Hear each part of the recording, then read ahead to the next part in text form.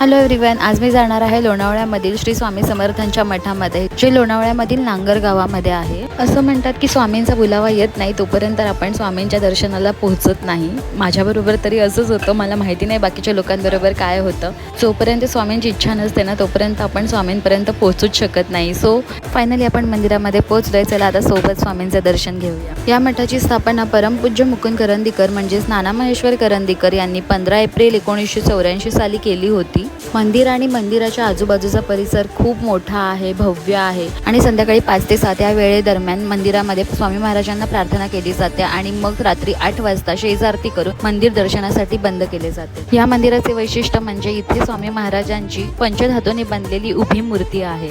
खरं सांगू तर ही मूर्ती ना मनामध्ये घर करून गेली आहे। माझ्या डोळ्यासमोर सारखं ही मूर्ती येते स्वामी महाराजांची। त्याच्या बाजूला आहे ना हे नानासाहेब करंदीकरांचे वापरलेले सामान, त्यांचा फोटो आणि बाकीच्या सगळ्या वस्तू आहे त्याचं सुद्धा दर्शन केलं आणि मग आम्ही निघालो स्वामींच्या दत्त अधिष्ठान मंदिराकडे। दोन्ही मंदिरं अगदी आजूबाजूलाच आहेत, 5-10 मिनिट्स वॉकिंग डिस्टन्सवर असतील। या मंदिराचे वैशिष्ट्य म्हणजे या ठिकाणी असणाऱ्या दोन्ही मूर्ती म्हणजे स्वामींची मूर्ती आणि दत्त महाराजांची मूर्ती, या दोन्ही मूर्ती या मंदिराला 2 गृहस्थांनीच अर्पण केलेल्या आहेत। अधिष्ठान मंदिरात येऊन तुम्ही महाप्रसादाचा लाभ सुद्धा घेऊ शकता आणि तुम्ही सुद्धा इथे येऊन अन्नदान करू शकता। सो तुम्ही सुद्धा लवकरच मंदिराचे दर्शन घेऊन स्वामीमय व्हा। That's it for today's video. Thank you so much for watching. Lots of love. Bye.